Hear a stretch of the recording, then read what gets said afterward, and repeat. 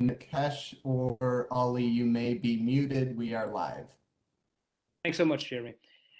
Welcome, everyone. Thank you so much for joining today's meeting of the San Francisco Cannabis Oversight Committee. Please keep in mind that today's meeting will be recorded. It is recording as of now. And with that, I turn it over to Chair Jamalian. Hi, everyone. Welcome to today's meeting. Today's meeting is obviously a pretty special one. As most of you already know, Director Rodriguez is leaving us. So I wanted to take a little bit of time in the opening remarks and do a little recap of Director Rodriguez's tenure, her accomplishments, and the OOC as a whole, obviously. I think I speak on behalf of most of us that few directors probably keep track as well as Director Rodriguez did of every single one of her applicants, to the point of hounding them for single documents, which I don't think a lot of department heads are that vested and have a team that's vested in general. So it's been really fun working with you guys. It's been a pleasure to develop the programs with you. I hope that your successor will continue to work in that capacity with your team and build on these programs and administer them and make them bigger and more successful as they already are. I think I can speak on behalf of all my committee members that we will continue to work closely with the OOC and your successor to expand that project, the programs that you and also Nicole Elliott obviously built. So a little shout out to Nicole at this place as well. I think today, especially, we can say now that the ordinances were unanimously passed, that's going to be a big part of Director Rodriguez's legacy. So especially reflected in the approach to social equity preservation and path to ownership, shorter path to ownership changes. I'm sure Marissa will dive into that during her own remarks a little bit more. That being said, that's all from me as an opening remark. Thank you. Thank you for getting a lot of us social equity players online and continuing to support us with the grant program and hopefully the future grants that are coming down the pipeline. That being said, I'm going to turn to our regular housekeeping items now. As you all know, regarding public comment, please keep your comment pertinent to the subject. If you want to make a general comment, we can have that at the end at the general public comment section. Committee members are not permitted to answer or speak directly to comments. Other than that, I think we can turn over to roll call, unless I forgot something, David. No, I think we're ready to go. And David, before we move to roll call, Chair Jamalian, it's my understanding that we have a new committee member. Right, that's what I was going to bring up in roll call, actually, since we do have a new member. We would like to welcome Ryan McGilly. Ryan, I believe, was appointed just this week and confirmed by the Board of Supervisors yesterday afternoon. Ryan, if you don't mind just kind of giving us a quick intro of yourself, your background, and your relationship with the cannabis industry, that would be awesome. Hi, yes. So my name is Ryan McGilly. I am an organizer with UFCW Local 5. I'll be taking over seat 10, which was previously occupied by my former colleague, Jessica Cry. The two of us worked very closely in organizing much of the cannabis industry that Local 5 represents. I personally am a member representative for over 100 cannabis workers here in San Francisco, as well as organizing new shops and new units in retail and delivery of cannabis. Awesome, thank you, Ryan. And glad to have you on the committee. Look forward to working with you. Okay. We'll move on to roll call then. If you don't mind, David, taking roll. Yes, if you could just let us know if you're present when I call your seat number and name. We'll move forward. Seat 8, Ali Jamalian. Present. Seat 9, Aaron Flint. Present. Seat 10, Ryan McGilly. Present. Seat 11, Doug Block. Present. Seat 12, Sean Richard. John Richard. David, this is Nikesh. Sorry to interrupt. It's my understanding that Sean is trying to join. So for the minutes, if you'd like to indicate as much, we'll get him online. We Okay, haven't heard from that's him. good. That's his intention to join. Thank you, Nikesh. Seat 13, Nina Parks. Present. Thank you, Nina. Seat 14, Brendan Hallinan. Present. Seat 15, Teresa Foglia Ramirez. Present. And seat 16, Sarah Payan. I believe Sarah is absent, so note that in the minutes. Sean Richard is present. Thank you, Sean. Noted. Welcome. Sorry I'm late, you guys. And You're Dave, good, Sean. Welcome. That concludes roll call. Usually agenda item number 2 is pretty quick and straightforward, but we have some items that need to be addressed in today's agenda. And Chair some- Jamalian, sorry to interrupt. I just Sorry. noticed that. No, actually, I just noticed that the non-voting committee members were not taken for roll call. So, David, if you wouldn't mind also including the non-voting members, that would Oh, be yes. helpful. Thanks, Nikesh. Seat 1, Mohanan Mali. Present. Seat 2, Captain Brian Philpott. I also have Representative Chris Oshita. Okay, looks like, do we have any other representatives from the police department with us? Okay. Moving on, C3, Department of Building Inspection, Jeff Buckley or Patrick O'Riordan.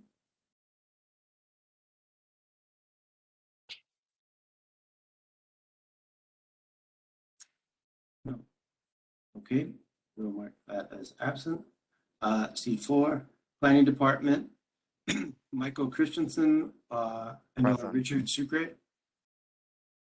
Michael Christensen, present. Thank you, Michael.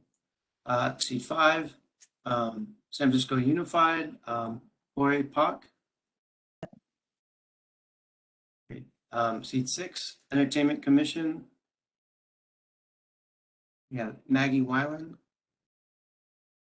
Dylan Rice, Entertainment Dylan Commission, Rice? present. Yeah. Thank you. And seat 7, representing the Fire Department, Lieutenant Rick Figari. Present. Great, thank you. Thank you, Nikesh, for letting us include non-voting members of the committee. Thank you, David. Agenda item 1 is now closed. We'll move on to agenda item number 2. We do have to switch some items around. I believe that when you review today's agenda, please, we need to move item number 4 up to item number 3 in order for compliance reasons. So the rest of the meeting actually counts. And I think the other thing we need to consider is that when we get to item number 6, we will probably have to move that to our next meeting because we will not have quorum. Given that 1 member is not present and 4 members have to recuse, that would not leave us a quorum today. So I would also suggest that we, when we get to review it, when we get to make motions on the agenda item number 2, that we look into tabling that to the next meeting. Just those 2 things to consider while you're reviewing today's agenda. And that's it from me on that. And Chair Jamalian, I need to apologize in advance that I have to leave the meeting a little early today around 2:30, unfortunately. Doug, I think you'll be all right because item number 6 has a pretty substantial amount of time allotted to it. So I think you'll be okay, but thank you. Okay.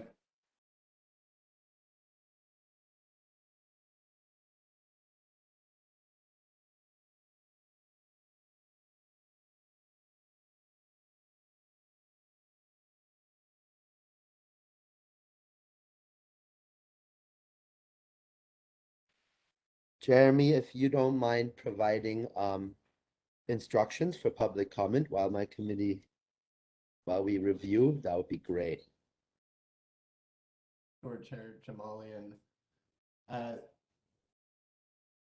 When public comment is open, there are two options to submit public comment. To submit public comment by phone, interested speakers will dial 1-415-655-0001, followed by the access code 2496-599-8112 and press *3. You may be muted if there are others in the queue before you. If so, please wait until your line is unmuted to begin your public comment. Similarly, folks can submit public comment through the chat box. The chat box will be open when public comment will be taken. I believe we'll hold on public comment until the conclusion of agenda item 2. Right. I thank you, Jeremy. If my fellow committee members have reviewed the agenda, then I would open up the floor.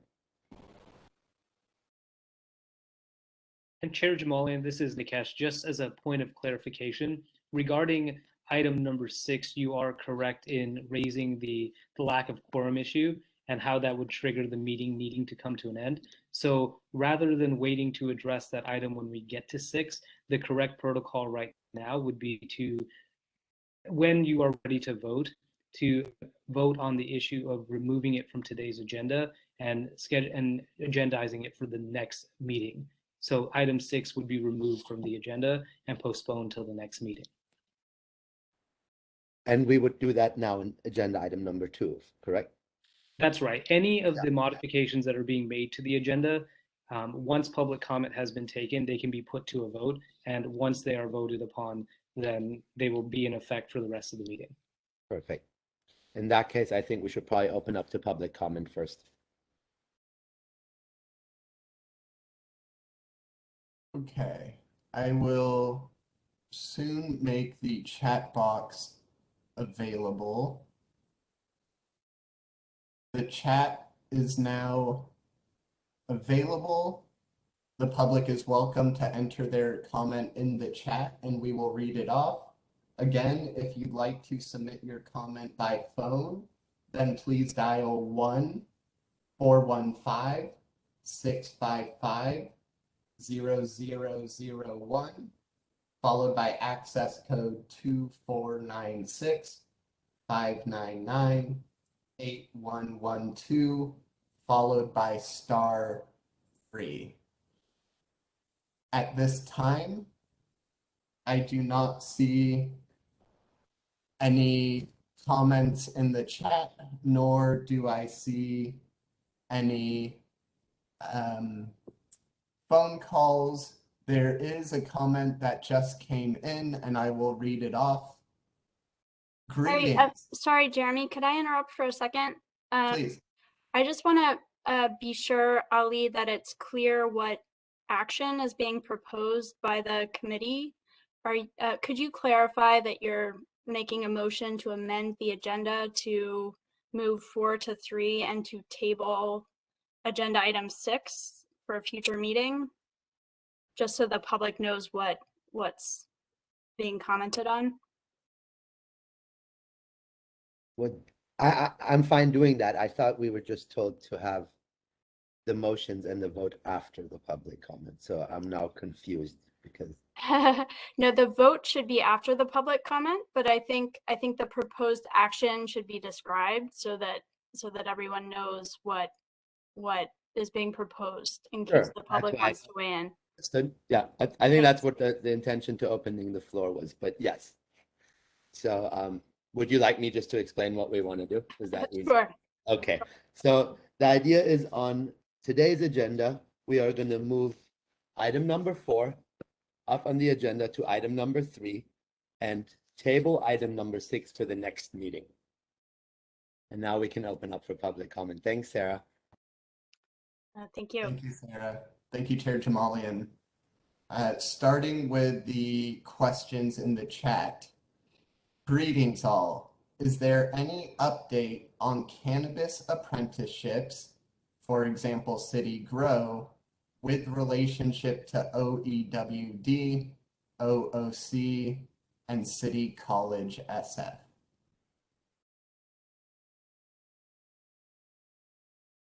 Our colleague Alex Sandoval is actually working on that. She's out of the office, so please reach out to the Office of Cannabis for any updates on that.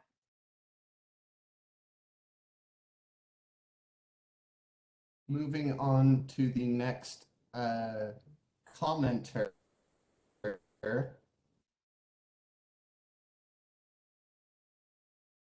Caller, you are unmuted and you have 3 minutes for comment.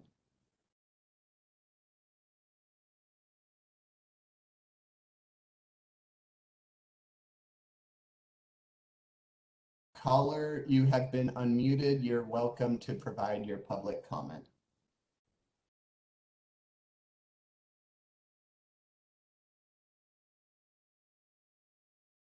We may be having technical difficulties on the call's end. You're certainly welcome to enter your comment in the chat or speak if you can. If not, we will move on to the next caller.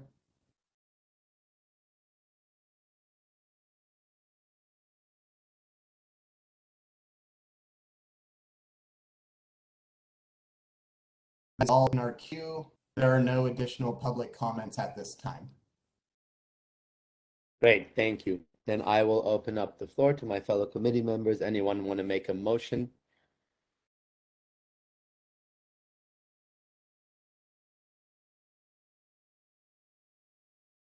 Motion to approve agenda. Second.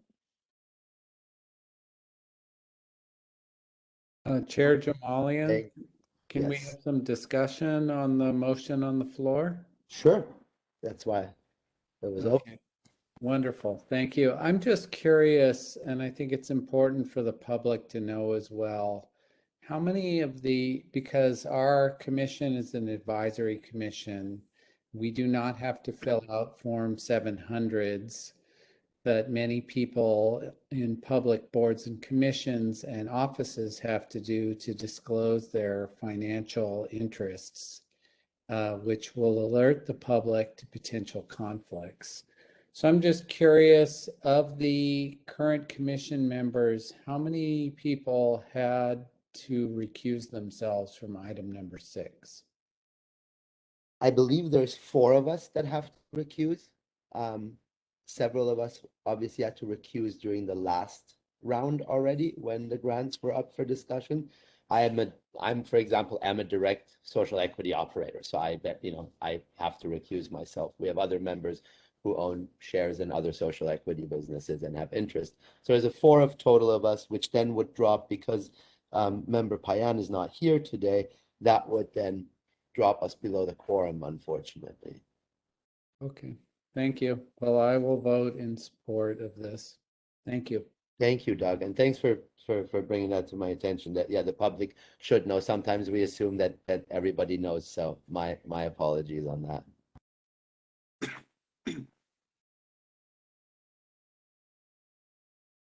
We have a motion that's been seconded. So do you want to? Do we have to repeat that motion, or can we vote on it?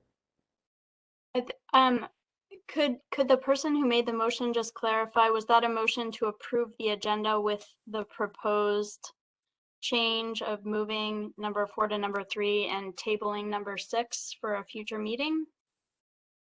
Yes, that's correct. This is Brendan Howley. I'm making the motion. Thanks. And I seconded on those changes. Great. Thank you. With that, we can move to a vote. Please let us know when you hear your seat number and name. Seat 8, Ali Jamali. Aye. Seat 9, Aaron Flynn. Aye. Seat 10, Ryan McGilly. Aye. Seat 11, Doug Block. Aye. Seat 12, Sean Richard.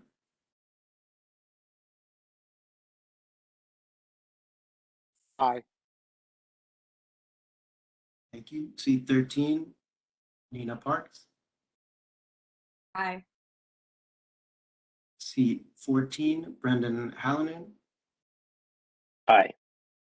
Seat 15, Teresa Foglio Ramirez. Aye. And the motion passes. Thank you, David. In that Sure. case, we're now going to review agenda item number 4 as 3. I'm sorry that the housekeeping of this meeting is taking a little bit longer. This is another one of those items that we have to adapt for compliance reasons. So this is we have to adopt the resolution making findings to allow teleconference meetings under California Government Code 54953E. Basically, we have to render our meetings legally valid by adopting this. So if my fellow committee members want to take a minute to review these, then we can open for public comment and subsequently make a motion to adopt this resolution.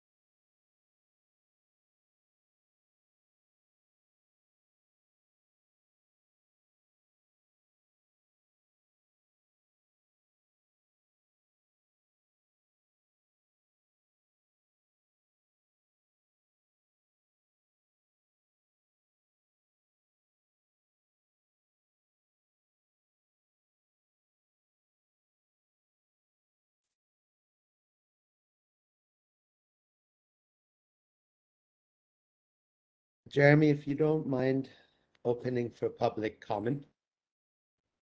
Thank you, Chair Jamalian. Public comment is now open. As a reminder, the public may enter their comment in the chat box. Alternately, folks can call in 1-415-655-0001, access code 2496-599-8112, followed by *3. Thank you, Jeremy. This time there are no comments in the chat. We may have a caller. Caller, you are unmuted and able to provide your public comment. Caller, feel free to go ahead. My public comment is for a different area of the agenda.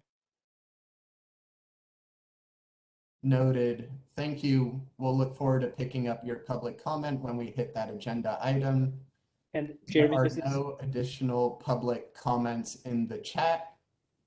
At this time, public comment has concluded. And Jeremy, this is Nikesh, just as something that might be helpful moving forward. For the person who just spoke, thank you so much for waiting patiently in line. Right now, one of the challenges we have is that we see that your hand is raised. So if you could hit *3, it will unraise your hand for the time being. And then if you can press *3 for the particular item you'd like to make a comment for, then it'll notify us that you'd like to speak on that particular item. Thank you so much. Thank you, Nikesh. Can I get a motion to adopt the resolution? Motion to adopt the resolution and findings. Second. I'll second it. So Thank just for you. the purposes of the notes, can, who was the one that seconded the motion? Doug Block. Thank you, Doug. Thank you, David. Can we take a vote? Yes, sir. We'll move to a vote. Please state your vote when hearing your seat number and name. Seat 8, Ali Jamalian. Aye. Seat 9, Aaron Flynn. Aye. Seat 10, Ryan McGilly. Aye. Seat 11, Doug Block. Aye. Seat 12, Sean Richard. Aye. Seat 13, Nina Parks. Aye. Seat 14, Brendan Hallinan. Aye. Seat 15, Teresa Foglio Ramirez. Aye. Motion passes unanimously. Thank you. That concludes agenda item number 3, I suppose.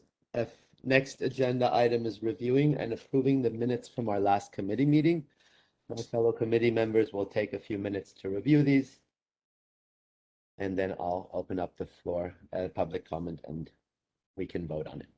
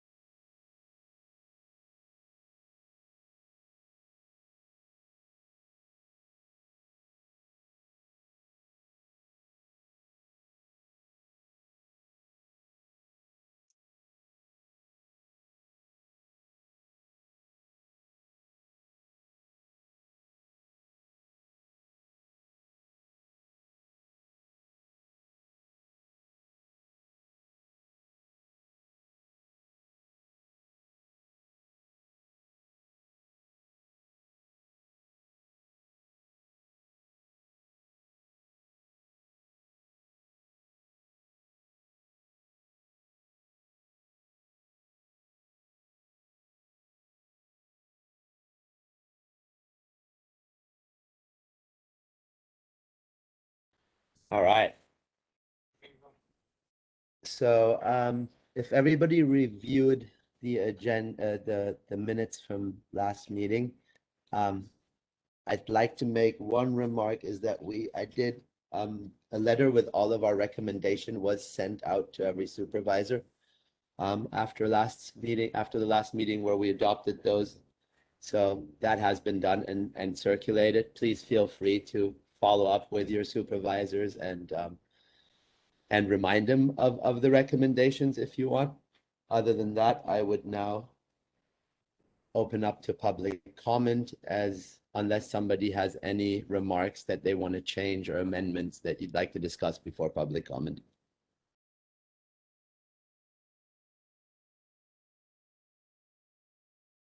Seeing none, the chat box has now been enabled. Public comment is open. There are one of two ways to submit your public comment, either through the chat box or by dialing 1-415-655-0001 access code 2496 599 8112 and dial *3. Once you've completed your public comment, please press *3 again to lower your hand. I'm checking the chat box now. No comment there. We do have one caller. Caller, you have been unmuted. You have 3 minutes for your public comment. Good afternoon. Thank you all for attending. My name is Charlie Pappas, formerly Divinity Tree licensed medical cannabis dispensary in San Francisco and also Berkeley Cannabis Commissioner. My question is, you are reading from the minutes. Are the minutes in the packet? Because I could not find it. And I'm glad that you have them, but I don't think they were in the packet unless I am, mistaken.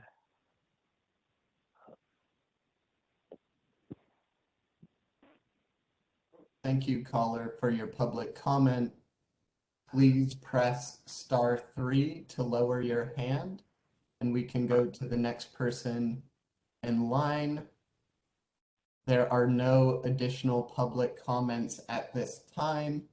Public comment is now closed. Thank you, Jeremy. Do we have a motion to approve or any amendments? I have a quick question. Do we know the answer to the question Mr. Pappas asked? Chair Jamalian, this is Nikesh. I'm happy to weigh in. Thanks. No problem. The minutes, as well as all of the materials that were disseminated to the committee members in advance of this meeting, were included in the packet of meeting materials. All of those items have been posted to the COC section of the Office of Cannabis webpage. You can find them by navigating to the Office of Cannabis's main homepage, scrolling all the way down, finding the tab for the Cannabis Oversight Committee, clicking on that particular link, and then clicking on the meeting for today's agenda. To the right-hand side of that page is a box that says meeting packet materials. Once you press that button, a zip file will download, and as a part of the files within that zip file is the agenda, the minutes, and other related items for this meeting. In fact, David, thank you for pulling this up. If you wouldn't mind just showing folks the pathway I just navigated you through, it would be clicking on the October 6, 2021 meeting. And then on this page that you see on the lower right or middle right-hand corner, it says meeting materials. Once you click on that button, a file will be triggered to download. And once you open that particular file, there are in this instance, approximately 5 or 6 attachments, one of which is the agenda, another which is the minutes and other items for this meeting. I hope that's helpful. It is. Thanks. Thank you for demonstrating as well. Nikesh, if I may, I also would point out that there is a link to the previous recording of the meeting as well embedded at the top. Thank you, David. Thanks, Nikesh. Yeah, I think it's a little difficult for a lot of us to navigate, even for tech savvy people. So I think that was really helpful. I appreciate it.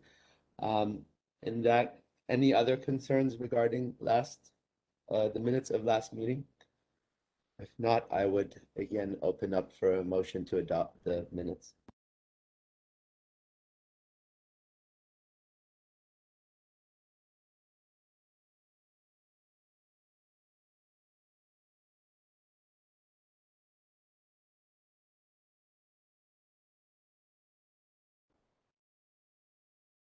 Can we get a motion to adopt or amend the minutes? Motion to adopt. Second, Aaron Flynn. Thank you. Can we get a vote, please? Yes. How do you vote? Seat 8, Ali Jamalian. Aye. Seat 9, Aaron Flynn. Aye. Seat 10, Ryan McGilly. Aye. Seat 11, Doug Block. Aye. Seat 12, Sean Richard. Aye. Seat 13, Nina Parks. Aye. Seat 14, Brendan Hallinan. Aye. Seat 15, Teresa Foglia Ramirez. I have to abstain. I was not present. So we have 7 yeas, 1 abstention, and the motion passes.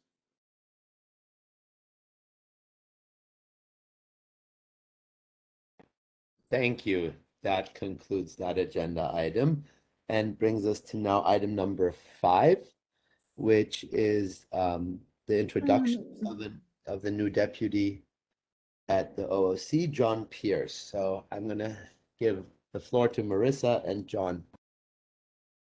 And Marissa and John, before you guys both hop on, just a point of clarification, because the process that we're using with the agenda is a little bit different this time.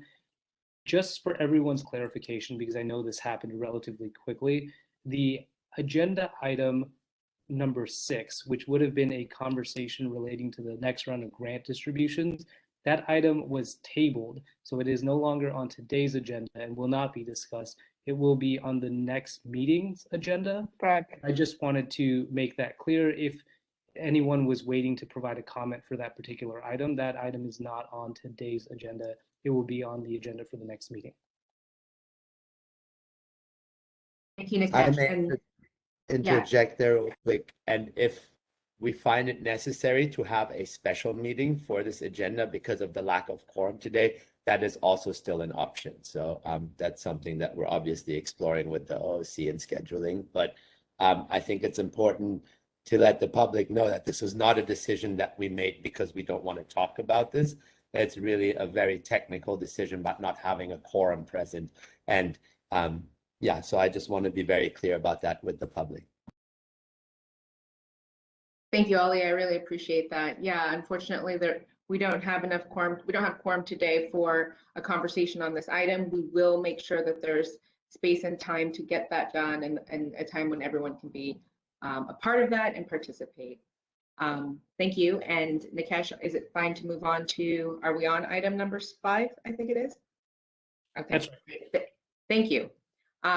Wanted to take this opportunity to introduce all of you, the community, to our newest member of the team. His name is John Pierce. He comes to us from our budget and finance team. John has been working tirelessly behind the scenes to ensure that our office not only grow, but it thrive.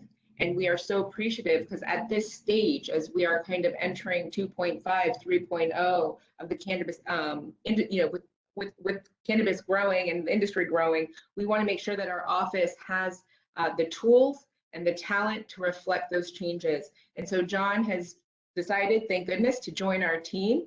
He is now the deputy director of our team. He's taking Eugene Hillsman's place, and he's going to say a few words and introduce himself to all of you. Good afternoon, everybody. Hope you're having a good day. It's nice to put some faces to some of the names that I've heard. I guess I'll just start by saying thank you to Marissa for that introduction. As she said, my name is John Pierce. I'll be replacing Eugene as the new Deputy Director of the Office of Cannabis. I think I'll begin by saying I'm very grateful to have the opportunity to work with you all, both this committee and the community that you represent, and also our good people at the Office of Cannabis. I'm excited to be doing this work because I think it illustrates that when the government works with everyone to create a better future, it can have real and tangible results. The equity community represented here today is evidence of that. And I think that the work that you all are doing is an example to the country of what's possible. So I'm excited to help, and I'm excited to take on a small piece of that work. As a little background on myself, like Marissa said, I used to work for the City Administrator's Office, which is the department that is over the Office of Cannabis. Before I worked for San Francisco, I was in consulting, and I worked for federal clients like NASA and the IRS. And I'm super excited to continue to get to know everyone here today and in the future. Want to close by saying some thank yous. First, thank you to everyone on this committee for lending us your time and expertise, and for providing a forum to convene our community. I think that's really important. We know it's a lot of work, and we really appreciate it. I want to shout out our excellent staff at the Office of Cannabis, especially Nikesh and Jeremy, for working so hard to pull these events off. And I want to close by thanking our fearless leader, Marissa, whose many years of hard work got us to this point. She'll be missed. So thank you all so much for your time. Really looking forward to working with you all. Please don't hesitate to reach out with questions or if you would just want to talk. Thanks. Thank you, John. Much appreciated. So that's John.Pierce, Pierce at sfgov.org. Make sure you include him in all emails, especially ones that you used to include Eugene on. That being said, we are really delighted to also announce that the Office of Cannabis not only has one deputy director, but we will be getting another deputy director, and that is Ray Law in January. So really excited, and it's thanks to, again, a lot of the hard work behind the scenes, John assisting us with our budget, and of course the state providing additional resources. We greatly appreciate that opportunity, and we will be growing, and more folks will be coming on board, and I'm excited to, at some point, someone will introduce all of you to them. So thanks again, and really excited to have you on our team. Ali, floor is yours. Thank you.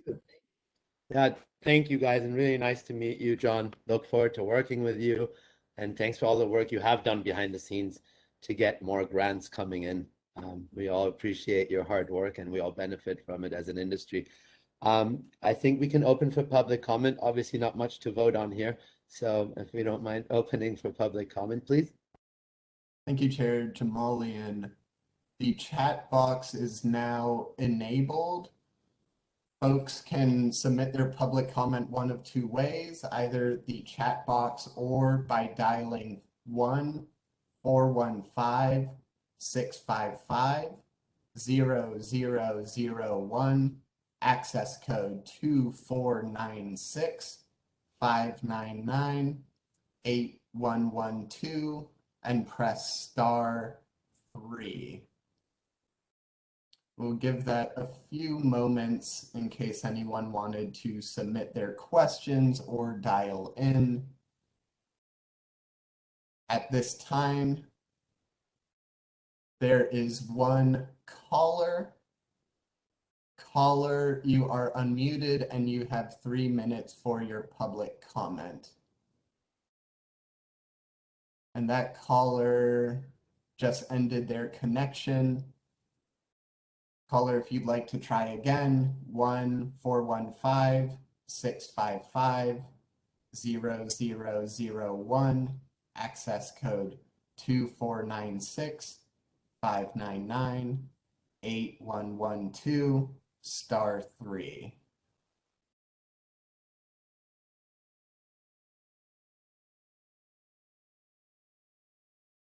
It looks like we have one person who rejoined us. Caller, you are unmuted and have 3 minutes for your comment. Thank you again, Commissioner. It's Charlie Pappas. Just a quick shout out to the Office of Cannabis. My over 2-year experience with them has been completely positive, and look forward to the new deputy director, and we'll certainly miss Marissa, but Mr. Law is a wonderful guy too. Thank you. Thank you for your comment, Charlie. That concludes public comment. There are neither comments in the call or the chat. Thank you, Jamie. Thank you, Charlie, for your comment, and that concludes agenda item number 5. While it says break on the agenda, I think given the pace we're going, we should just kind of get through all the agenda items. We probably all have stuff to do. So that brings us to agenda item number 8, which is electing a racial equity lead. As most of you know, the city has implemented a requirement for committees like ours to have a racial equity lead, which we think is obviously awesome. So I'm going to pass it over to the OOC. Somebody might want to mute Charlie, though. So I'm going to... Sorry about that. Lori. I actually think it may be a number of callers whose line is unmuted. So if you are a panelist on this call, if you could just mute yourself, or Jeremy, if you could mute them. We'd love to hear from you, just not right now. So Jeremy, if you could go ahead and mute everyone who's not mute right now, that'd be great. All right, I think that may have solved the issue. So with that, Yulia, can you please share your screen and we can get started on electing a racial equity lead? This is Yulia. Please bear with me. If you could please pass the ball to me. Yulia. David, I believe you may have the ball at this time. If you wouldn't mind dragging it over to Yulia, that'd be great. Or Jeremy, if you don't mind doing it, it'd be helpful.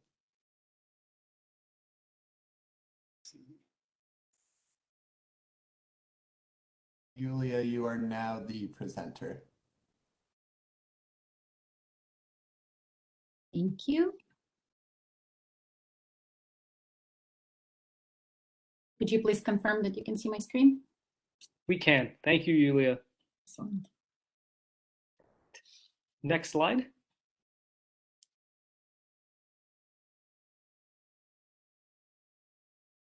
Hello, everyone. My name is Nikesh Patel, and I will be leading the committee through the responsibilities for the racial equity lead so they have a better sense of what they will be voting on. Before I do that, I just want to provide a little bit of context for why and how this position has come about and the impetus behind it. So as many of you may know, through legislation passed by the mayor's office several years ago at this point, the city has taken on a very important and heavy lift to increase racial equity across city departments, both internally and in the work and services those departments provide. As a part of that effort, one of the efforts that has sort of stemmed from that is how do our committees, the commissions, and the public bodies that work for and with the city and county of San Francisco, how are they taking steps to promote racial equity within their work and the services they provide? So that is the larger context from which this particular undertaking comes from. The task for the committee here is to identify a racial equity lead, and this is an individual who will be responsible for some of the following tasks. One of those is spearheading efforts to draft the committee's mission statement, incorporating language to be more inclusive of enhancing racial equity. This is something that this committee did as a committee in the bylaws. So it's an item that has been reflected and addressed in the bylaws, but certainly can be open for continued drafting and improvement. Another item will be leading efforts to implement a survey to identify members' top 3 needs as they relate to achieving greater racial equity in the committee's work. Another responsibility is to incorporate safe space agreements into meetings. Now, this is something that is reflected in the bylaws, but again, an area that the racial equity lead can continue to sphere and improve.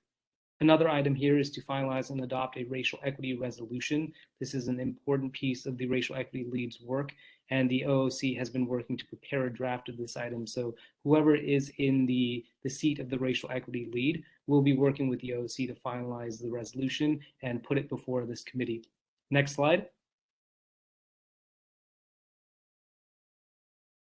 The next responsibility is to organize opportunities for support/affinity groups to gather across all of ADM's boards, commissions, and committees.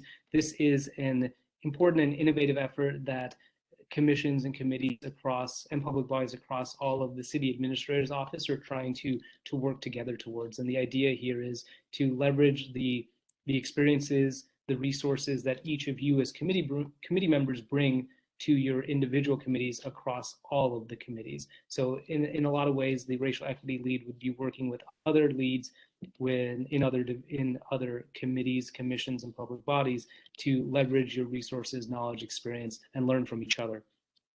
The next set of responsibilities is to pass a Ramatush Aloni land acknowledgement resolution. Again, this is reflected in the bylaws, and moving forward, this is something the racial equity lead will make sure is read into the committee's meetings before they even begin. Adopt a ORE racial equity assessment tool. This is the Office of Racial Equity assessment tool. It's in the works, in my understanding, but again, the racial equity lead would work closely with the OC and the Office of Racial Equity to implement this tool. And the final 2 set of responsibilities include arranging racial equity trainings and collecting demographic data of members on the committee. Next slide. All right, so with that, I suspect that it would be helpful to go through these pages again. So Yulia, if you wouldn't mind just scrolling through these pages or these slides while the committee is discussing, I think that would be helpful. Thanks so much.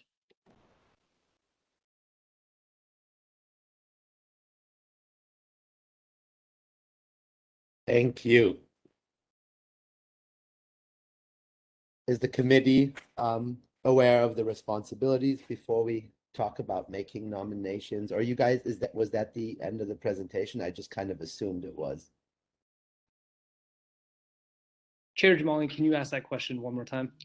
Was that the end of the presentation, or did I cut you off? I kind of assumed it was. It was a little bit choppy towards the end with my connection. Oh, you did not cut me off. Okay, that great. was the end of the presentation. Thank you, Nikesh.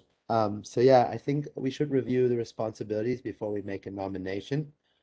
Even discuss if anybody has, any input on it or any concerns or any specific qualifications that you think one of the members has that should be drafting this language and spearheading this effort. So open for discussion.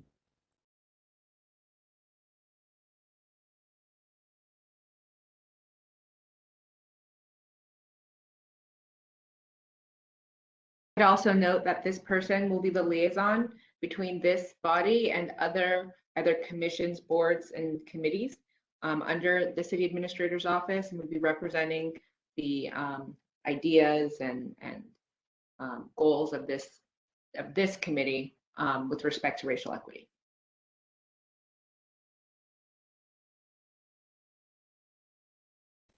Thanks for clarifying that. Probably pretty important point.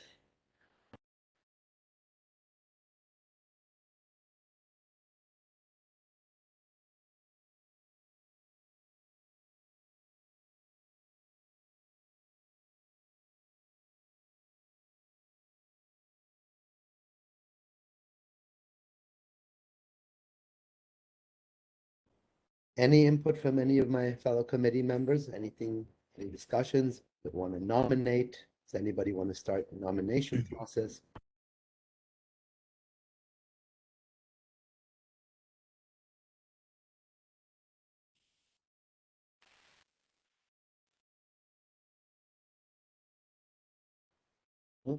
In that case, I would like to nominate Sean Richards as our racial equity lead.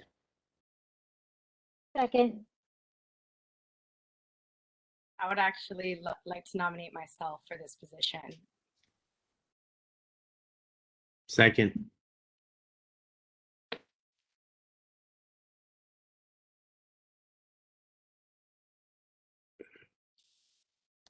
Do we have any other nominations? Otherwise, I would open up. Well, we would have to open up for public comment before we take a vote, right? That's correct, Chair Jamalian. The intention would be to have Member Parks is running for the racial equity lead as well as Member Richards. So could we open up for public comment before we take a vote on that? Absolutely, Chair Jamalian. Public comment is now open. The chat box is enabled.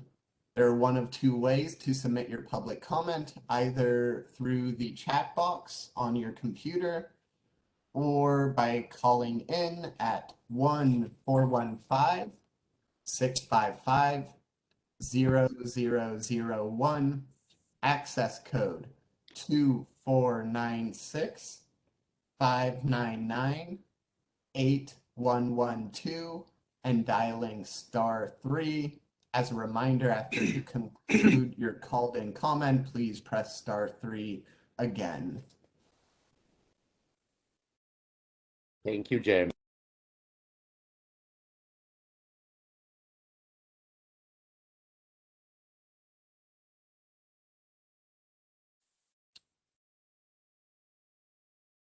And we have one caller. I will try to retrieve that caller.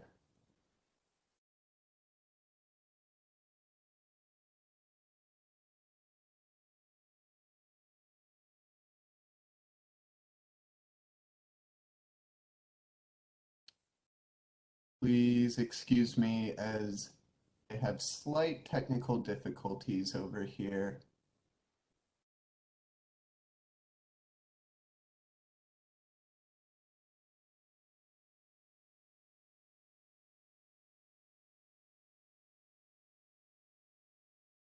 Here we go. Caller, you are unmuted. You have 3 minutes for public comment. Wow, 3 minutes is a lot compared to other bodies, but thank you. This is Gloria Berry. I'm an elected member to the San Francisco Democratic Party for identification purposes only. I would like to say when it comes to who we elect for this racial equity lead, that we also consider that that person must write a specific plan on goals that this body would like to accomplish and dates included on when these goals should be accomplished and should be in compliance, and work very closely with the Racial Equity Office on that plan. And I yield my time.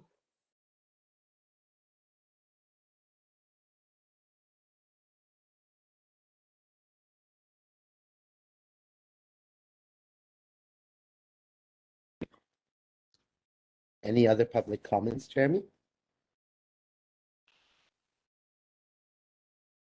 Jeremy's muted. There does not appear to be additional public comments on this time. At this time, public comment is now closed.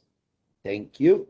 And opening the floor for if any of the candidates want to make a remark about why they're passionate about this or what qualifies them. I think, this is a position we should fill with the most competent person possible. So please go ahead, or if you want to speak on behalf of one of the candidates as well. So the floor is open. Yes, fellow committee members, as someone who is currently running organizations that hold racial as well as economic equity in high regards with the Equity Trade Certification, as well as my work in Supernova Women to help create more space for people of color in cannabis all across the nation. I definitely feel that the work that I've done in the past is a good resume for my ability to accomplish the goals of what's necessary for this body in uplifting racial equity, as well as carrying out the assessment tools and attending the other meetings necessary to make sure that this is done in the most integrable manner possible. So really hoping that you guys recognize that as well and vote me into the position.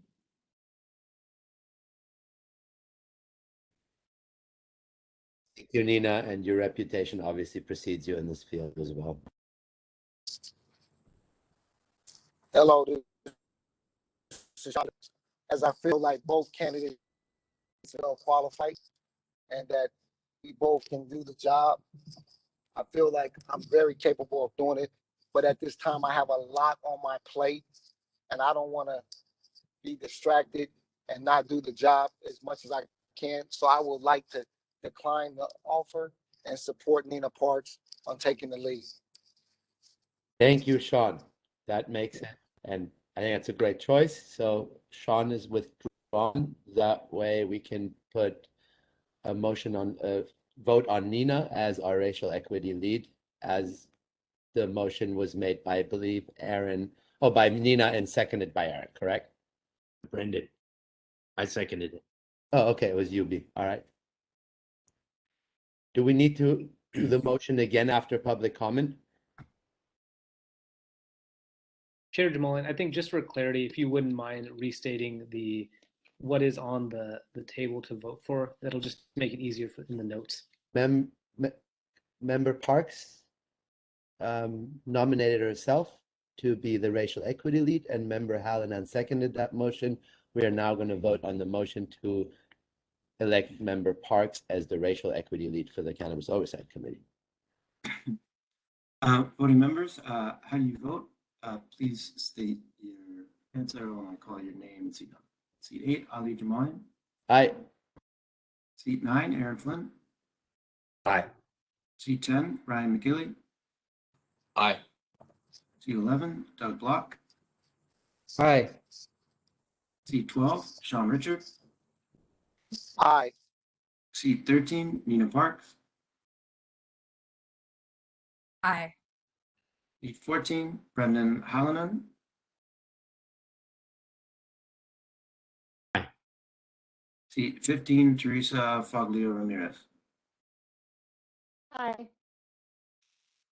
With that, the motion to elect Nina Parks as the racial equity lead passes unanimously. Awesome. That concludes agenda item number 8. And now I'll hand it over to Marissa Rodriguez for her farewell remarks, I suppose. Chair Jamalian, we appreciate that. But before we let Marissa speak, both Jeremy I and the Office of Cannabis wanted to provide a brief presentation of just exactly what the OOC and the industry together under Director Rodriguez's leadership has been able to accomplish over the last couple of years. So if you would just humor us, we'll quickly go through that presentation and then everyone can hear from Director Rodriguez after that. So with that, Yulia, would you mind putting up the presentation? This is Yulia. Please bear with me for a moment.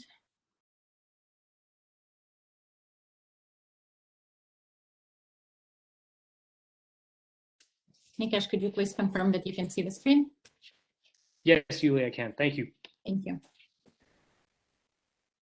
Right, so everyone, thank you so much for being with us today. As Chair Jamalian mentioned at the outset of today's meeting, it is a special meeting and it's also a bittersweet meeting because it will be Director Rodriguez's last meeting of the Cannabis Oversight Committee.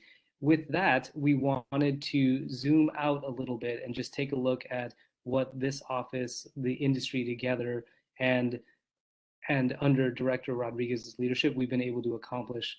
So Yulia, next page, please. Thank you. We're going to look at the following big bucket items. Again, like I said, we're just going to zoom out and we'll run through these quickly. But even in compiling these slides, it became very apparent to us that a lot has happened in the last couple of years. And we do not want to force everyone to sit through this, but we're going to go through it very quickly. Here are the big bucket items: legislation and the wins in that sphere. Permitting, that is an area where a lot of movement has happened, and we're very excited to do a quick recap of that. The pilot equity grant program that this committee has been an instrumental part of in advising recommendations and rolling out a significant sum of money. We'll do a quick recap there. The technical assistance opportunities that have been provided both through the grants as well as through non-grant funded avenues. A quick review of the response that this office had during the pandemic, and also the way that the industry grew during a time when many other businesses were forced to contract.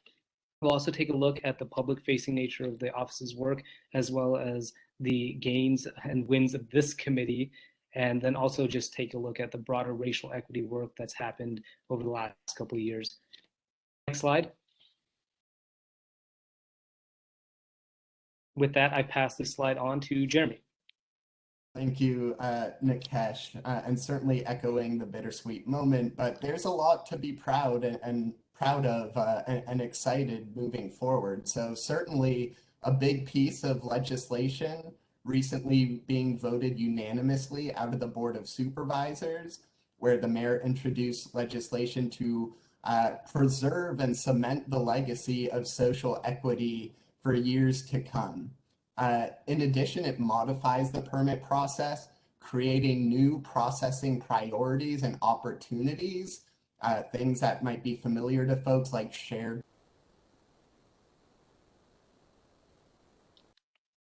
flexibility for cannabis businesses. Certainly a lot to unpack there, but here are some of the high-level points.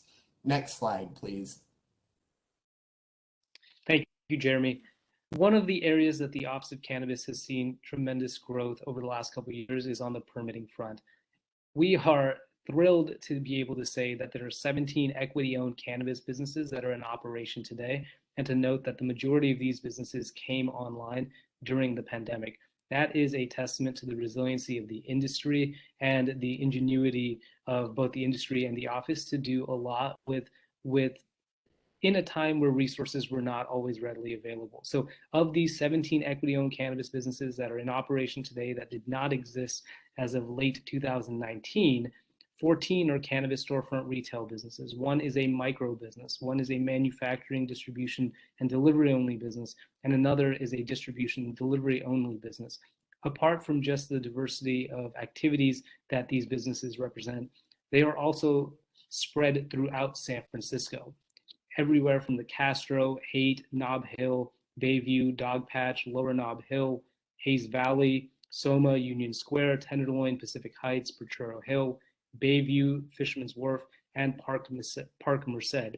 These businesses are well represented throughout the city of San Francisco, and we look forward to that continuing to be the case moving forward. Apart from just these businesses opening up, the reality, as many of you know who work in these spaces closely, is that there are ecosystems that exist around these businesses. It's not just that a business opens and an equity applicant and permit holder has access to the economic opportunities that come along with that permit, but it's that these businesses create jobs, they improve the tax base. And one of the facts that we're very excited to be able to share is that during the pandemic, cannabis was one of the leading employers in the city and county of San Francisco. Particularly as of May 2021, cannabis businesses in San Francisco hired 73 local residents through the First Source hiring program. If any of you are unfamiliar with that program, please feel free to reach out to our office. We're happy to explain it. But the short of it is that as these businesses have come online, they've also created jobs. And that would have been instrumental at any point in time, but it was very, very important during a time when so many businesses were closing and people in the city were hard hit. Next slide. If you could go back, thank you. The 17 businesses that I mentioned, they actually represent 20 Article 16 permanent permits. That's because some businesses have multiple permits, but we wanted to put this all in context. And so these numbers are really important because they tell a story of growth.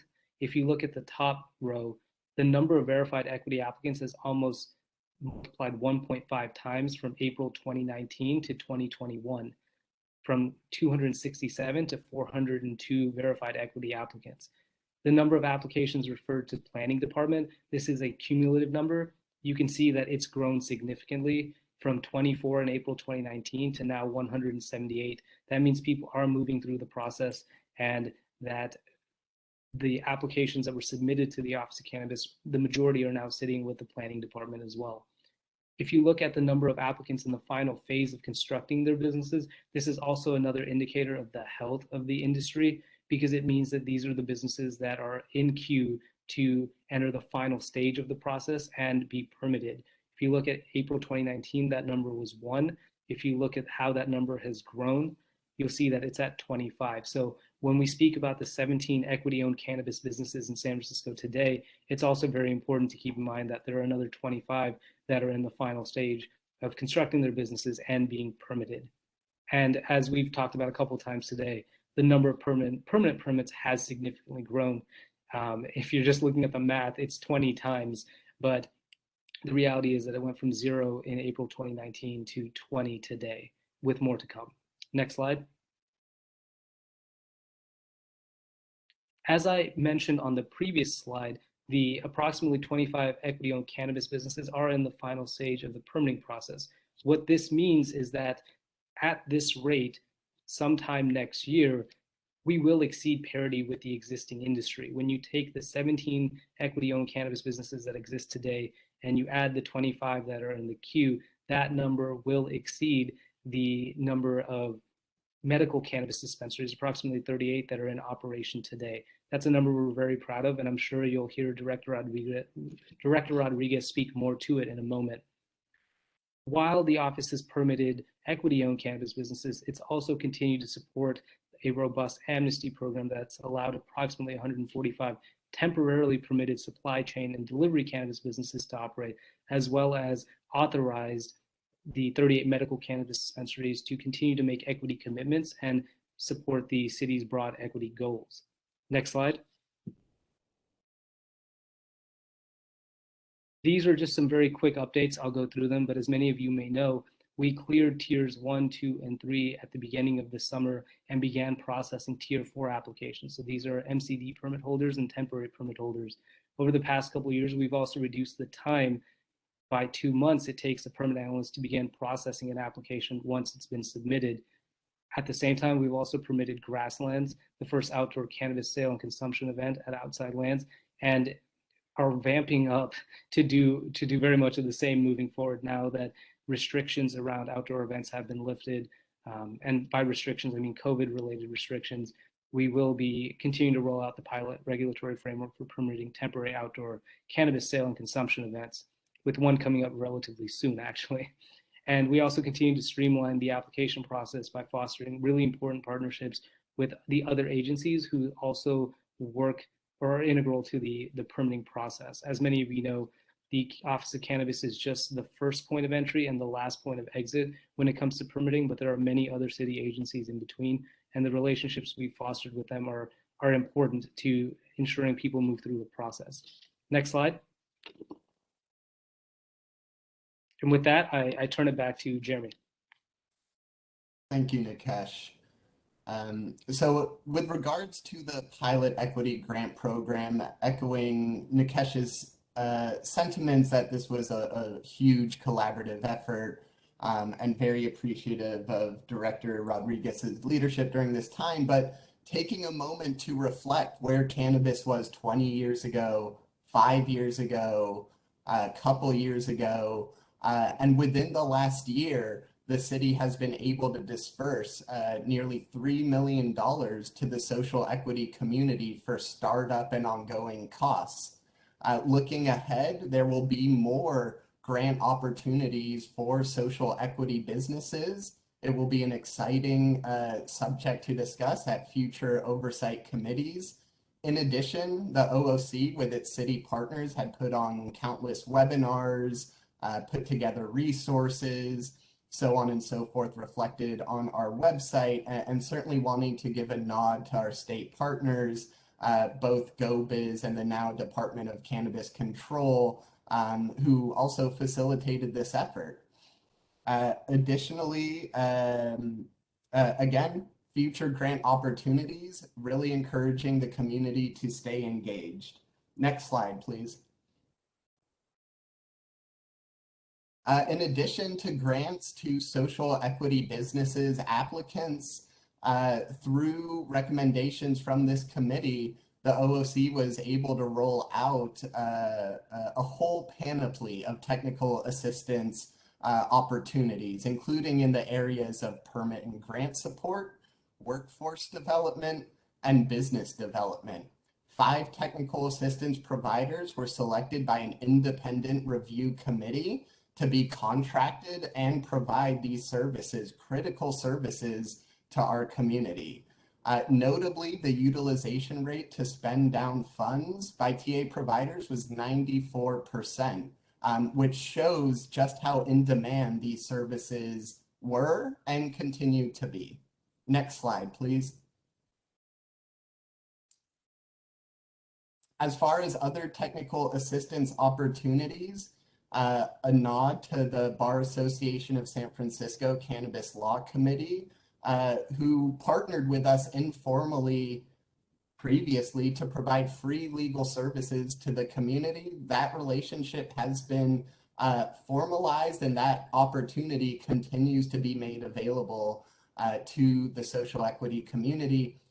In addition, a nod to our partners at the Office of Economic Workforce Development, who also spearhead the First Source hiring program, to contract with a law firm to provide additional services to the community, not just legal services, but permit support, compliance, and legal review, and also wanting to acknowledge our past TA providers, which Marissa will certainly speak to as well, but Success Centers, Oaksterdam, Make Green Go, Andrea Baker Consulting, the Thurston Law Firm, all providing critical services to the community and really showing San Francisco at its best. Next slide, please.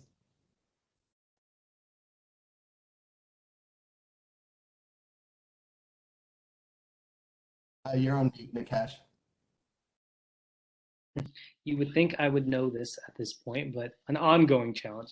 With that, I was just saying that a lot of the good work that's come out of the office and the gains that the industry has made came at a time when the city and the country and the world, for that matter, were just at a standstill. And so, as with many other agencies and offices having to adjust, the Office of Cannabis did as well to make our processes more COVID-19 accessible.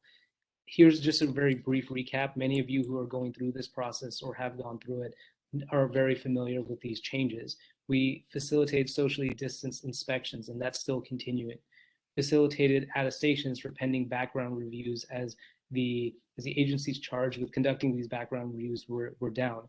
Issuing temporary regulations, this is through the community outreach. Authorizing temporary delivery to storefront retailers as standard and traditional storefront. The traditional storefront experience was curbed and still is very much. The OC also provided weekly industry updates since San Francisco's first stay-at-home order in March of 2020, and is continuing to do so even today. And the office also held an online COVID-19 cannabis industry webinar almost immediately after the shutdown. The title of that webinar was The Current State of the Cannabis Industry, and speakers included Treasurer Fiona Ma, State Senator Scott Wiener, and Senior Cannabis Advisor, then former Senior Cannabis Advisor to the Governor, Nicole Elliott. Next slide.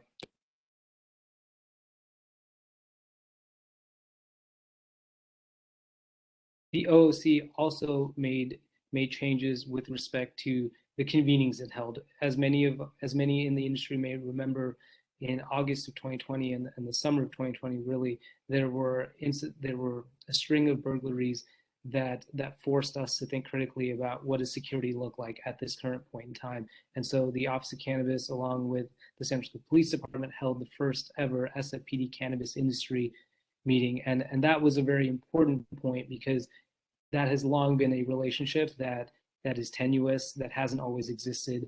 And that first meeting was an opportunity to begin changing the narrative behind that historical relationship. The office also held a series of online webinars with equity applicants and service providers to discuss the application process for grant funding, as Jeremy mentioned not too long ago. And as all of these changes were being made, the Office of Cannabis itself deployed almost half of its staff at a given point in time to provide disaster service relief work at Moscone South as part of the city's larger response to COVID-19. Collectively, the team dedicated hundreds of hours as emergency response workers since the beginning of the pandemic. Finally, the Office of Cannabis has also transitioned this committee from in-person meetings to remote meetings, and is continuing to do so until the necessary restrictions are lifted. Next slide. And with that, I pass it back to Jeremy. Thank you, Nikesh. Here we see a slide for public meeting and information sessions, hosting multiple public safety meetings in collaboration with our partners, including the San Francisco Police Department, after that spate of targeted and string of burglaries, in light of demonstrations earlier this summer for lots of different reasons. These meetings provided members of law enforcement and cannabis business operators historically unprecedented opportunities to build back relationships to enhance the industry's overall safety. Certainly, cannabis is in a unique position, unlike a lot of other industries, due to federal law, lack of access to mainstream banking, financial institutions, all things that need to be contemplated with regards to a healthy and thriving cannabis industry. In addition, hosting multiple listening sessions, and one, if folks recall, a really magical one at the San Francisco Public Library, filled with hundreds of peoples before the pandemic, before we had to pivot to more virtual gatherings. Certainly, we look forward to the time to be back in person with the folks here and the rest of our community. Next slide, please.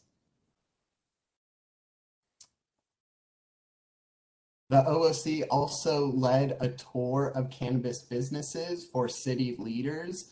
It's important for folks regulating an industry to understand what they're regulating, which is why it was critical to get folks in the actual retail storefronts, in the actual supply chain operations, to become more familiar with the nuances of the industry. In partnership with 311, the OOC also created a portal to streamline complaints from the public for alleged unlawful cannabis activity.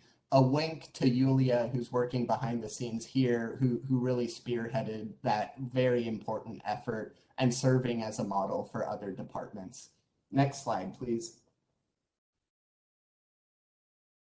This is a slide that does not need much attention, given that this committee is well aware of the awesome work that it has been doing and will continue to do. But to put it in its correct frame, this committee has convened 11 times, the majority of which have been in virtual meetings. And the committee has also changed hands twice now, with many of the members being retained when the members were reappointed. That's a really important factor to not look past, because it means that the work that this committee and its members were doing was acknowledged, and that continuity was very important to continue the core group of people to be able to do this work. So even through the changes, this committee has gone strong, 11 meetings to date and more to come. During these meetings, the committee has made key recommendations, and as we've alluded to a couple times, those key recommendations have come in policy and legislative initiatives, but they've also come towards, or with respect to the distribution of grant awards. As my colleague mentioned, there will be more opportunities for this committee to do that moving forward for the second round of grant distributions, but the recommendations of this committee were integral to how money was distributed in this first round. And like I said, it was the first time, so the novelness of that is not lost on anyone. Additionally, the members have also routinely heard from city representatives with updates about their department's involvement in the cannabis permitting and application process. I think that's also really important, because there aren't very many opportunities for the public, for an advisory body, and for a handful of different city agencies to all convene, share a space, provide feedback, and gain clarity and give transparency. These meetings have provided that space. Next slide.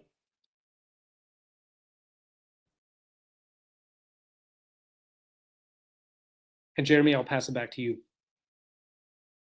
Thank you, Nikesh.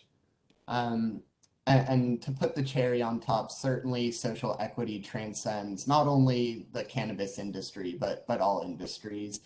So here, broader racial equity work, and on behalf of the Office of the City Administrator, its many divisions, the OOC helped to steer the ADM Racial Equity Executive Committee to produce a very robust racial equity action plan. It is available on the city website. Certainly encourage folks to review. There was a lot of effort that went into it by members here and elsewhere. In collaboration with City Administrator Carmen Chu, Director Rodriguez, Deputy Hillsman, certainly Nikesh played an outsized role to help facilitate a department-wide event for the Office of the City Administrator to hear from the Mayor, Mayor London Breed, and Chief of Police William Bill Scott about their experiences growing up as people of color and the barriers they have overcome to become the leaders they are today. Just a tremendous event. If a recording's still available, certainly encourage folks to review it. Next slide, please. And with that, and for some levity, some pictures of the team, we will dearly miss Marissa, Director Rodriguez. You are very much loved. Will have an outsized impact for years to come. Fortunately, you'll continue to be in our backyard, and we'll be sure to bug you as nicely as possible. With that, passing it back to Director Rodriguez for some remarks. Jeremy and Nikesh, thank you so much for this presentation, and certainly for the photos of our ugly Christmas sweaters. And it was actually Jeremy who won the award for having the ugliest. So we'll have to wear those again in Union Square, and I'll explain why a little bit later. But I first just want to say Thank you so much. Thank you so much to all of you. And I'm going to try to hold it together. This is very difficult, but there's so much to say. Very, I think, rare when you're leaving that you get this emotional, but it's because, as you all know, I'm leaving the most incredible team in the business. Certainly in the business of regulating, and it's been remarkable. I've been asked what has been certainly your greatest achievement to date in this space. I can think of three things. I can think of the very first day at the floor store, where we all met, and I think everyone was wondering, kind of a similar time, like, who is this new person coming on board? And you knew my background, and I knew yours, and we didn't know what to expect. But man, when we came together, it was amazing, truly amazing. And I never turned back. I never looked back. I just looked forward. And to me, it was so important to realize all of the hard work and dreams that the community and that the industry really wanted.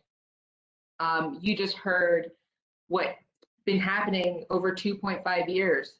That is a lot in a really small amount of time when all things considered.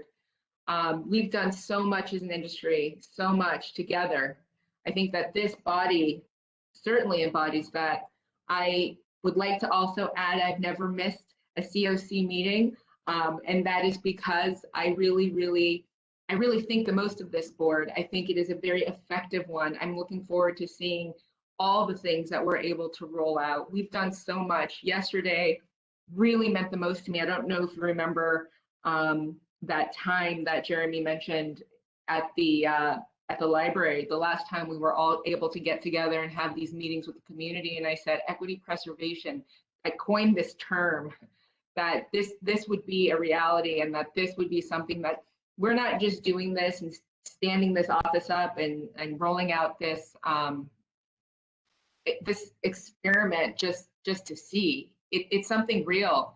And my second most memorable achievement would be in 2019 in December, issuing our first permit. And it wasn't just one, it was two. Eureka Sky and Burners on Hate. And that meant to me that when government has true intention to right the wrongs of failed policy, it can truly happen, which is why I know so many incredible people are drawn to this work and will continue to be drawn to this work to get this done. And it's been an overwhelmingly humbling and exciting experience for me. And then for yesterday, for equity preservation to pass unanimously by the board, not one single question, man, I couldn't be happier. To know that now all of you are able to sell your businesses, which I know is an important thing. And for those of you who don't want to, that's awesome too. It's great. There's flexibility, shared manufacturing, important thing that came out of this board, this committee. And there's more to come. We're still working on tax, still in the hopper. The roll down doors, still in the hopper. It's coming forward. It's not done. It's already there. We will have more meetings with the police department in the future. And our office will have more staff, and we'll continue to roll things out. And there are people we are looking forward to introducing you to. If you wouldn't mind just entertaining me on this, I'd like to use this time, you know, Chair Ali, Jamali, and you mentioned that to me, every single person that makes up the industry here in San Francisco is an important person to me, and it is. And I want to start with our legacy operators. I want to start with where all this began. And so many people in this space continue to, and have throughout the time, my tenure here, to work with me behind the scenes to ensure that their voices continue to be heard, and that they've paved the way for these businesses here in San Francisco. And I want to call them out. I want to call out Mission Cannabis Club, formerly Shambhala.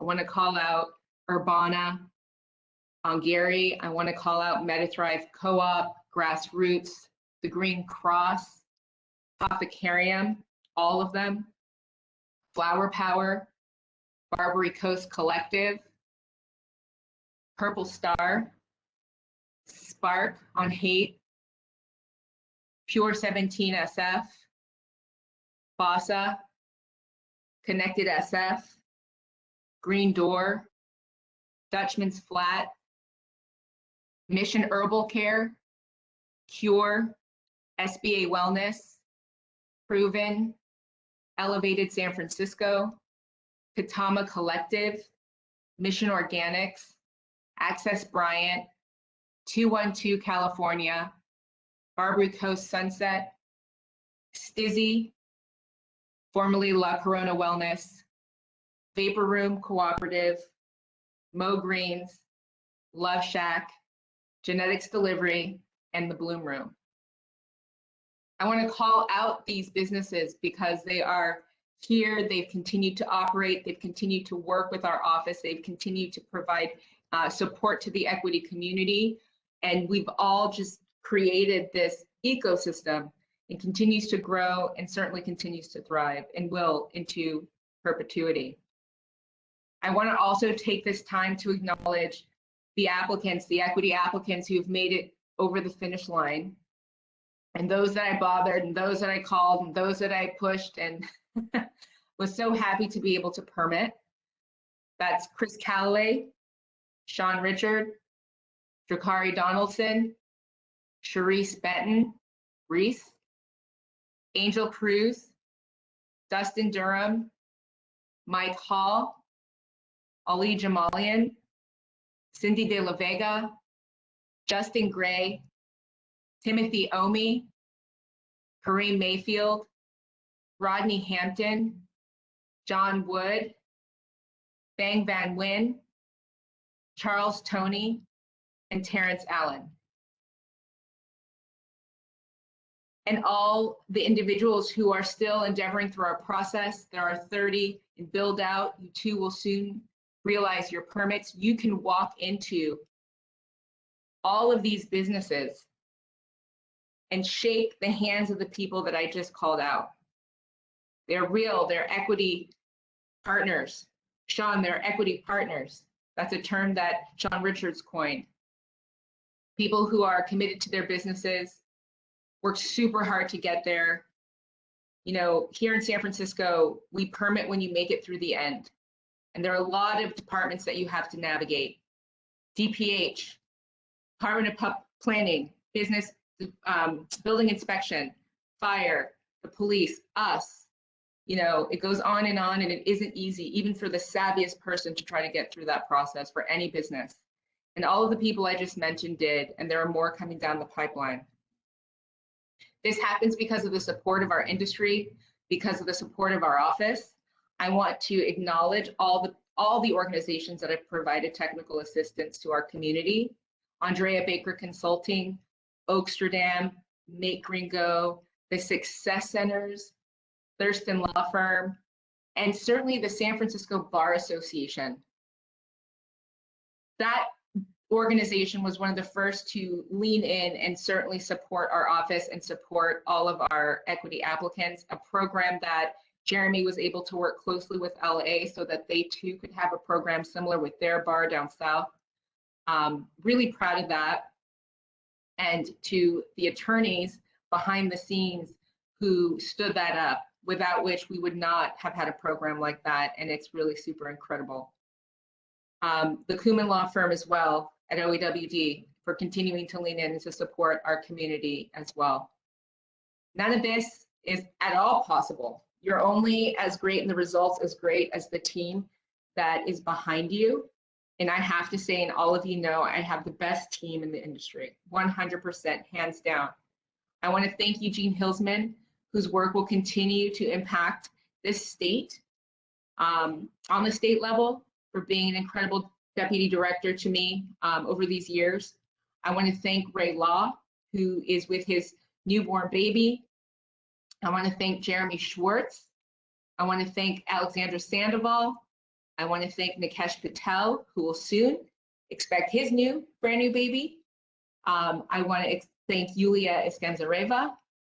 And for all of you who just met our brand new deputy director, I want to thank John Pierce, who, like I mentioned before, has been working behind the scenes for a long time, over a year at least, a year and a half, maybe two, helping the Office of Cannabis with our budget, with our finance, with finding those resources and really certainly making it happen. Again, we have to stay in our lane, and we do what we can, and we push the envelope as much as we can. But as you can see, even on this call, I want to thank our attorney, Sarah Crowley, who is certainly emerging as one of the best in the space, who has assisted us so much and actually meets with us, a standing meeting every week to ensure that we can get this right, we can push the envelope and continue to, especially in the space around grants. The importance of getting financial resources to our community. This was so important. And if you're wondering what it's like to stand up a grant program in the city and county of San Francisco, it is very similar to navigating the permitting process as an applicant. It is not easy, but with her help, we were able to get it done. I also want to thank the leadership from on high.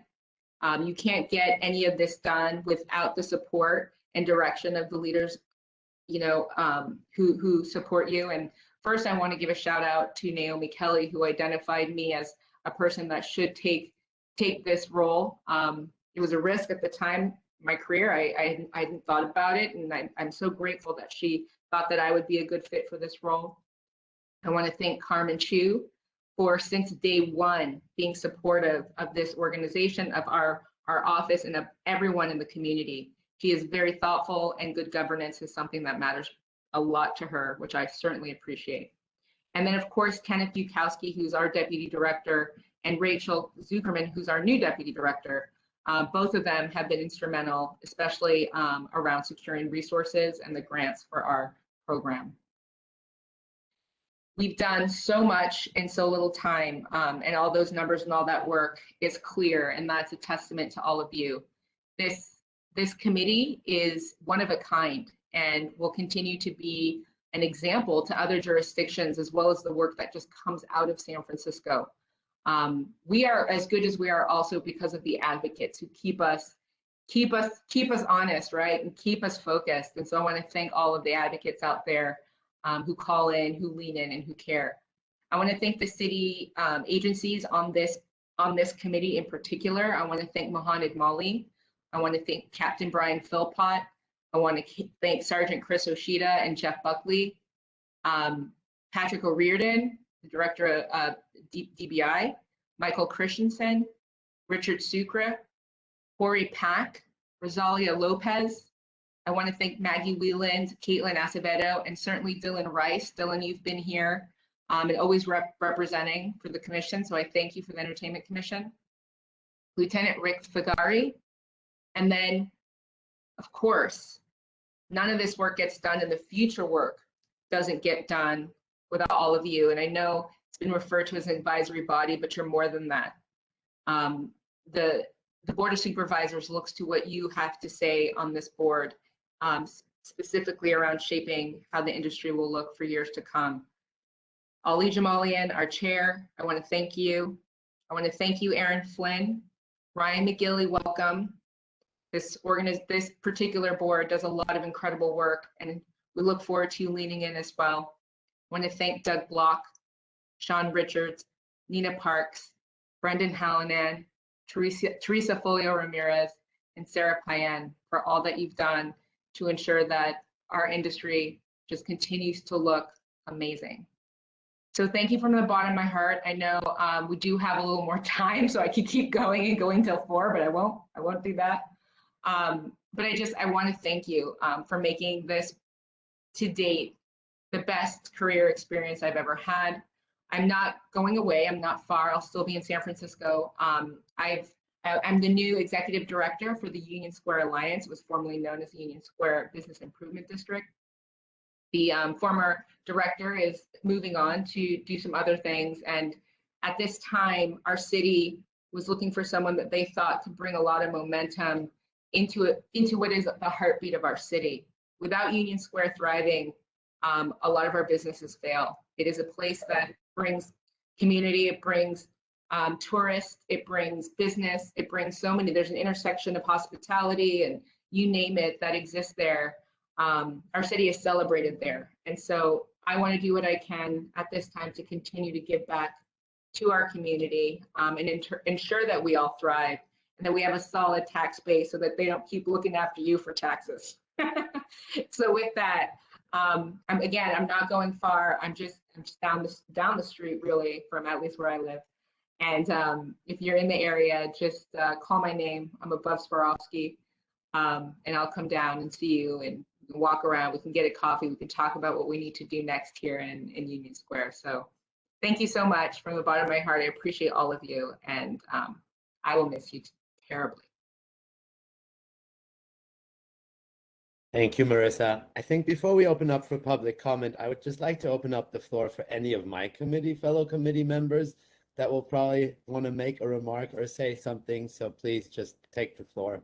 I was fortunate enough to do the opening remarks, so I yield the floor to my fellow committee members.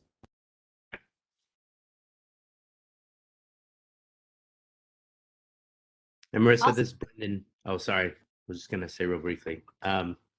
Thank you for your leadership. You've been a great example, and for the city, and taking this challenging program and a lot of diverse stakeholders and interests here, and a lot of complicated issues, and grabbing the bull by the horns, showing great leadership. And I think that's reflected by the effectiveness of your team, which I think we've all really noticed and appreciated. And just talking to people around town, you guys have been recognized just for being effective and really keeping this, pushing through and keeping this office going in the right direction and making a lot of headway. And I think, like I said, to begin with, thank you for your leadership. I think that, that's a reflection of how your approach was and how you led this office. And just, we really appreciate your work, and I look forward to seeing you around and continuing your work in Union Square, which is, of course, one of the crown jewels of San Francisco. So hopefully you'll do good work over there. I know you will, but we can all benefit from that as much as we benefited from your time and leadership here at the Office of Cannabis. Well, good luck and thank you.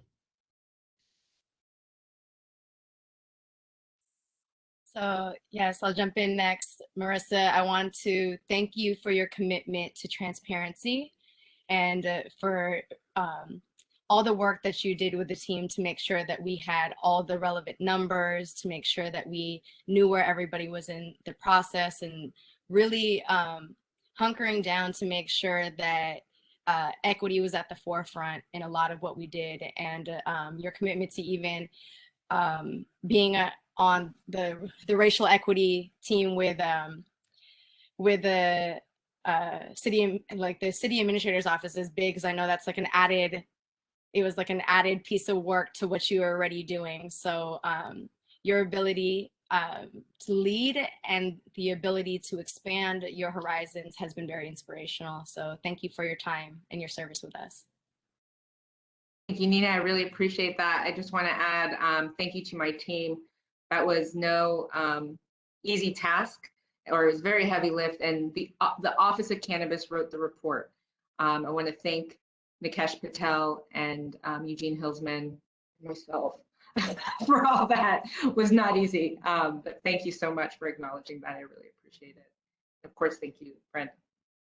Thank you. I'll jump in next if I may. Certainly remember that first day at Cafe Flor, Marissa, when we were all just interested to meet his former district attorney, who was going to be stepping in and pick up the baton as is being passed from Nicole, and help us continue to transition from the pre-regulatory industry, the Prop 215 industry, into where we all live now. And you really exceeded our expectations, and I think, again, as everybody's pointed out, this was an incredibly challenging transition that we're still in the process of, but we're farther than I think any of us thought that we would have been at that time. And the list that your team put forward, there's so much more to add to that. But from, I think the pre-existing operator standpoint, you've allowed us to continue to operate. You've allowed us to continue to thrive. And you and the whole team at the Office of Cannabis has always been there with an open door, listening, receiving feedback. We've never felt like this was kind of some heavy-handed, regulatory body. You guys have been partners. And it's clear that was a directive coming from the top down. And so thank you for that. And you leave a legacy, and I hope that the person stepping in will be able to pick it up, just like you were able to. They have some big shoes to fill. But it's good to know that you'll be close by, and I'm sure you'll you'll be doing some hand holding throughout this transition. So thank you very much for all your work. Are you suggesting a standing meeting, Aaron? Happy Always. to have. Always. Excellent. Pancakes. Yes, yes. Thank you. So I'm gonna jump in, and so when I first met Nicole Elliott, I said, "Wow, she got a lot of hard work ahead of her." And then when Nicole left, I said, "Who can actually pick this up?" And being the fact that you come from the DA's office and we go way back and we've been knowing each other for a long, long time. And so when you were selected, I said, that's the right person. That's the right person that can step in and pick up where Nicole left off and probably do an even better job than what she was doing. That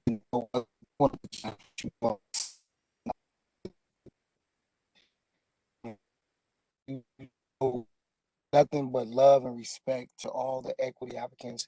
You made it very clear that equity is your priority. Equity applicants is your number one. And I said to you, I said, Marissa, we are not equity applicants. We are equity partners. And you said, you know what? You're right. That's the new language. You adopted that. You pushed that. You ran with that. And you've done so much, and I couldn't say that as a friend, as a colleague, as a supporter of you, I couldn't be more happier than, what you have accomplished, what you have put in place, what you have done. So I want to just say thank you, thank you, thank you, thank you for all the love and support. And I just remember the very first moment when I signed my permit, you said to me, you said, now make equity proud. Be right, do right, and get it right. And you have set that tone with all of us, and we are all equity partners that's doing right and making it happen. And not only that, the San Francisco Office of Cannabis has set the tone for all the other cities and states to follow because of your leadership. So I just want to say to you, thank you for all what you have done. I'm not going to say goodbye. I'm going to say see you later because you're not going far and you're right around the corner. And you already know I'm still going to call on you if I need any type of guidance in this field and in any other field. So thank you, Marissa. Thank you so much. Thank you so much, Sean. I appreciate it.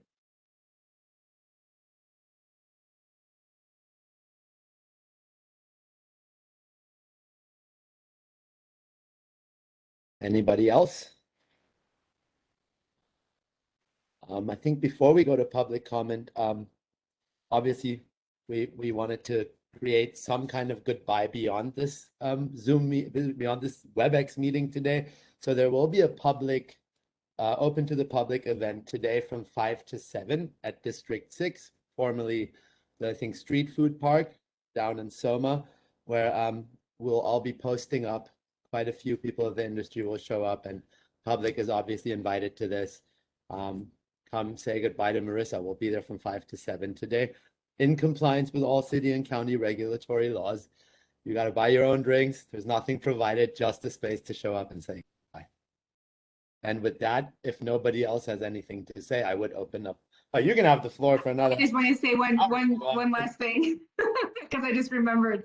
Thank you. And thank you for that. Yes, it'll be completely compliant, this event. But I forgot some folks, the attorneys originally behind the SF bar work were Lara DeCaro, Nicole Howell, and Shay Gilmore. And I want to just thank them and acknowledge them because they're still leaning in all these years, and I appreciate that. And I also wanted to acknowledge Brownie Mary for all their hard work, and the Retailers Alliance, and the Chamber, the SF Chamber, for helping us to continue to legitimize our space in all business, and SFEG, and the original equity group as well. So I just want to put that out there, shout out. I'm not forgetting, I'm just emotional. Thank you, and to all of you for all your kind words. Thank you, Marissa. With that, Jeremy, we should probably open to public comment. I'm sure few callers that might want to say something. And Chair Jamali and Jeremy, just before we go to public comment, I hate being the guy who does this, but one other city requirement to observe, which is if there are more than 5 members of this committee who will be attending later today, just make sure that you are not speaking about any of the matters relating to the committee's work, because that would become a public hearing and it would need to be noticed. So with that, I'm going to stop, and Jeremy, take it away. Thank you, Nikesh. Excellent segue. Public comment is now open. There are one of two ways to submit your public comment, either the chat box or by calling 1-415-655-0001, access code 2496-599-8112, and press *3. I will take the comments in turn. Seeing nothing in the chat, I will move towards the calls. And during this time, please feel free to continue to type into the box or call in. Caller, you are unmuted. You have 3 minutes for your public comment.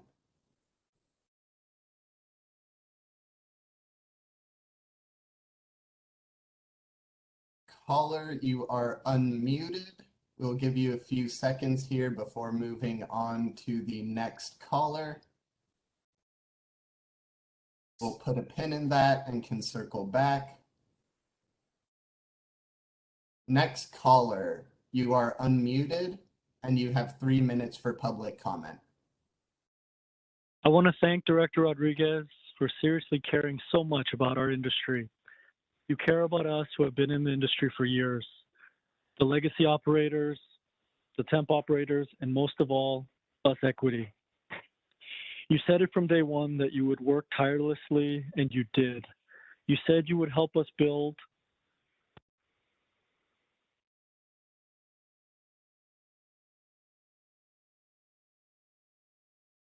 Here's the caller's line may have dropped. Caller, can you hear us? Are you able to speak? We could put a pin in that one. You did not complete your 3 minutes. You still have time remaining. We'll circle back to you. Next caller, you are unmuted. You have 3 minutes for comment. My people, my beautiful people. Shout out to the Cannabis Committee. Y'all know who this is.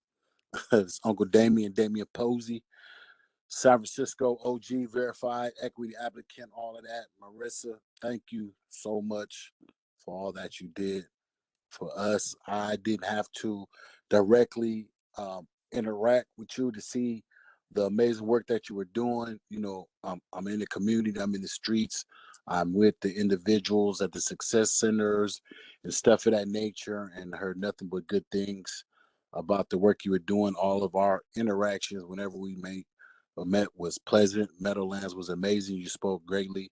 We are so grateful to have had you, to still have you. We appreciate you greatly. I just want you to know that from straight from the root, from the real equity, concrete, the people in the hood, we appreciate you, from the bottom to the top, to the top to the bottom.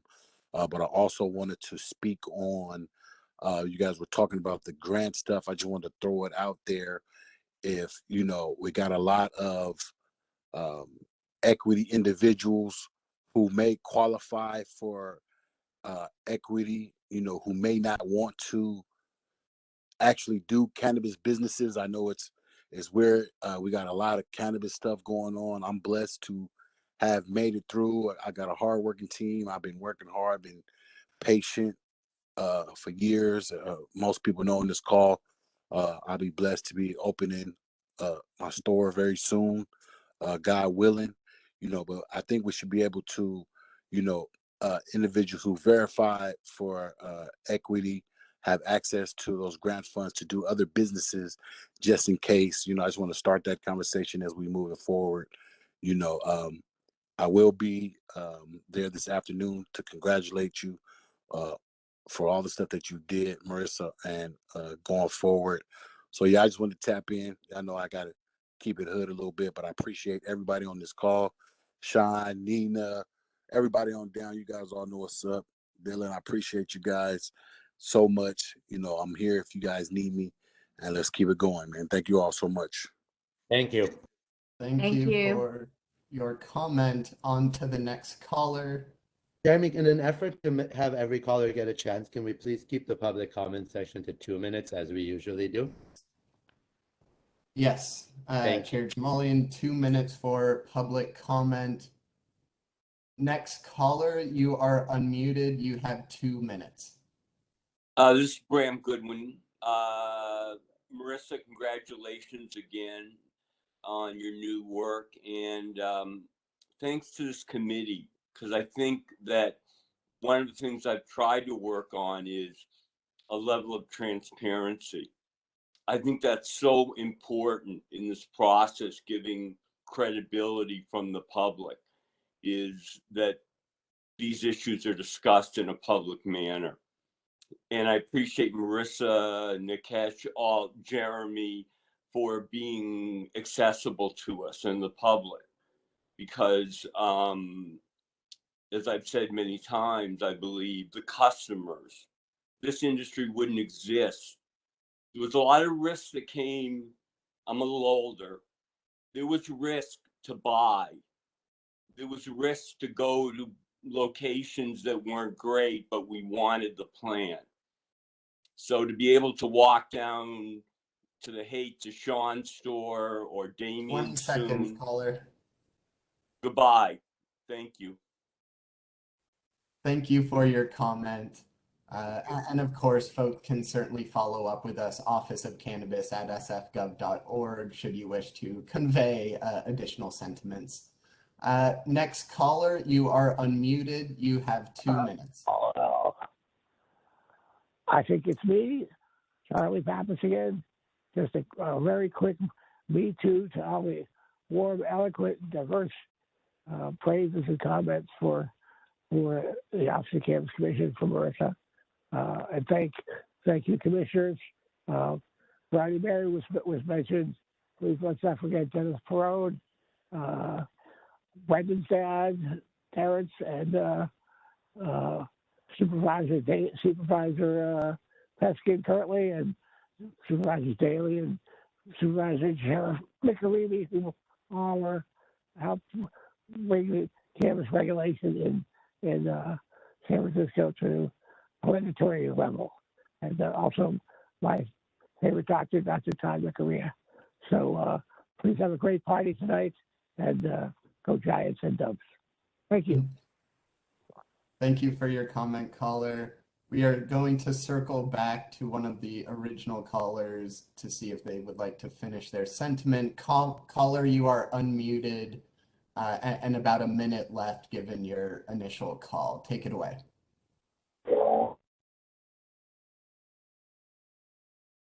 The caller disconnected. I will check the chat box. Seeing nothing there. Seeing no additional callers, again, folks are welcome to write Office of Cannabis at sfgov.org. At this time, public comment is closed. Thank you, Jeremy. Appreciate it. Thank you, Marissa.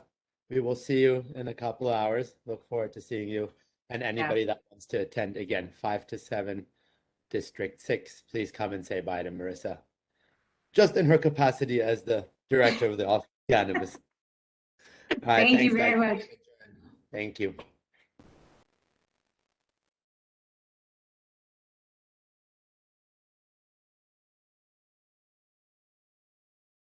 We need to do a motion to adjourn or anything, or are we over? I think we can just adjourn. Okay. You Thanks want to for make another organizing motion? tonight, Ali. Thank you, Baron. I second the motion. If anyone wants to first it. Thank you guys so much. Really appreciate you. Thank you for your comments. Thank you, Aaron. And I'll see you guys at the